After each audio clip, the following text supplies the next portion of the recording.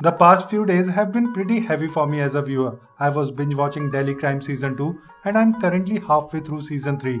The show is brilliant but undeniably dark, especially the arc involving the baby.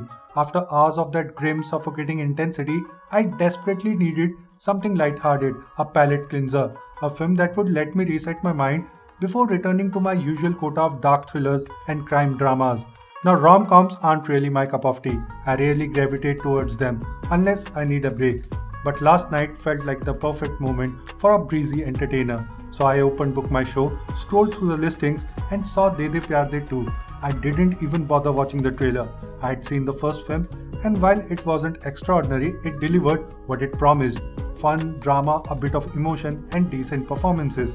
Naturally, I assumed the sequel would offer something along the same lines. Something enjoyable enough for a tired mind. What I did not expect was a cinematic assault on my senses.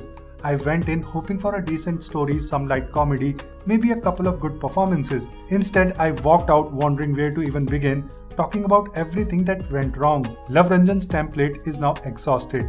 Let's start with the most obvious issue. This is a Luv Ranjan film, and once again he sticks to his trademark formula. Only now it's predictable to the point of being dull. His films used to feel fresh and cheeky, but today the formula is so rigid, so overused that every new project feels like it was produced on an assembly line. It genuinely feels like all his films are shot in the same house, the same interiors, the same aesthetic, the same staging. It's as if he wraps up one movie, keeps the furniture where it is, brings in a different set of actors and starts shooting the next one. The blue-pink color palette is no longer a style choice, it's a tired visual cliche. And why? Why does everyone look 2 shades lighter every single time? The amount of makeup and digital smoothing on the actors' faces is borderline distracting. The sequel tries to remind you of the first film through a recap narrated by Javed Jafri. This part surprisingly worked. The humor in the narration even reminded me of Paresh Rawal from Mr. and Mrs. Khiladi. I half expected Javed to say, "अब देखते हैं क्या होता है break के बाद," and I honestly would have loved it. Unfortunately, this brief moment of joy is the last bit of freshness in the film. Why is everyone shouting? As soon as the film transitions into its actual story, things began falling apart rapidly. The performances suffer from a fundamental flaw. The actors aren't delivering dialogues, they are shouting them constantly and inexplicably. Why are they yelling at each other in scenes that demand normal conversations? Who decided that volume equals performance? This isn't energetic acting, it's theatrical overkill, and it becomes unbearable after a point. I strongly believe this is a directorial issue. The script is weak and it feels as though the actors were asked to compensate by being loud and hyperactive. It's painful to watch genuinely talented performers struggle under such misguided direction. Individual performances, no one escapes the mess. R. Madhavan, Maddie. Maddie is without question the most capable actor in the cast, but even he can't salvage the script. He tries his best and occasionally you see glimpses of his natural charm, but the constant shouting dilutes his performance. It feels forced, like he knows the writing is hollow and is trying to energize it through sheer volume. It simply doesn't work. Ajay Devgn. Ajay Devgn has been sleepwalking through many of his recent roles, and honestly this is another one of those performances. He isn't bad, he's just there. It's Ajay Devgn doing the usual Ajay Devgn things, the stoic expressions, the familiar attitude, the same screen presence we have seen for decades. Some roles suit him, some don't. In this one, you just don't mind him, but you don't notice him either. Rakul Preet Singh. Rakul continues to be an actor who is neither bad nor exceptional. She delivers serviceable performances, but nothing stands out or stays with you. In this film, she is mostly okay, though there is one emotional moment near the climax where she breaks down. That shows promise, but one scene can't redeem an entire performance or an underwritten character. Mizan Jafri. Mizan shares screen time with his father Javed Jafri, and while that's fun in theory, his performance raises questions. It genuinely feels like he's trying to imitate Ranbir Kapoor. His dialogue delivery, his expressions, even his body language occasionally resemble a low-budget Ranbir replica. There is a difference between inspiration and imitation, and this leans toward the latter. In an industry where craving your own identity is essential, he seems to be walking the wrong path. Supporting cast.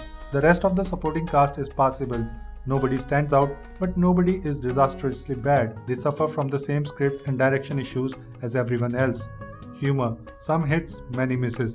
Plenty of annoyance. Since I went to the theatre hoping for fun, let's talk about the comedy. The film tries to sprinkle humor through real-life references. Some of them work, like Ajay's Singham-style entry and the father-son dynamic between Javed and Mizan, which is used cleverly in a few places. But for every joke that lands, there are three that fall flat. The most irritating running gag is the repeated dialogue where Maddie and his wife proclaim, "We are modern progressive people." This line is meant as a satire on societal hypocrisy, but the problem is that it's repeated so excessively almost every 5 minutes that it becomes grating. After a point, you can predict exactly when the line is going to show up. Humor dies when it becomes repetitive, and here it's murdered mercilessly. A confused narrative with no emotional center. The biggest problem with this film is its identity crisis. It has no idea what story it wants to tell. Is it about Ajay and Rakul's relationship? Is it about a father-daughter conflict? Is it about generational differences? Is it a commentary on modern relationship? Is it a family drama, a rom-com, a comedy of errors? The script keeps jumping from one angle to another, never committing to a single emotional core. As a result, the audience is left confused about whose side to be on and what the film wants them to feel. The first half is messy and the second half is full-on drag, illogical, overstretched, and emotionally hollow. By the last 30 minutes, you find yourself checking your watch, praying for the film to wrap up. Even the music doesn't help. One expects at least the songs in a rom-com to offer some relief, but surprisingly, the music doesn't contribute anything memorable. No standout tracks, no emotional resonance, nothing worth humming on your way out. Bollywood sequels, a never-ending cash grab. De De Pyaar De 2 is yet another example of Bollywood's worsening sequel culture. Studios keep trying to revive old IPs, not because the stories deserve continuation, but because sequels guaranteed footfalls on opening weekend. They keep flogging the same dead horse, Dhamal, Golmaal, Singham, Bhool Bhulaiya, until the audience is exhausted. This film exists not because the story demanded a sequel, but because the possibility of extracting a few crores still existed. Final verdict, a complete letdown. There is simply no point in wasting your time, money or energy on De De Pyaar De 2. It's poorly written, badly directed, overperformed and tonally confused. Even if you enter the theatre with the lowest expectation, the film somehow manages to disappoint you further. I walked in hoping for a light entertainer and walked out wondering why I subjected myself to this chaos. If you are craving a rom-com, rewatch the first De De Pyaar De instead, or literally anything else. This sequel is not worth your time.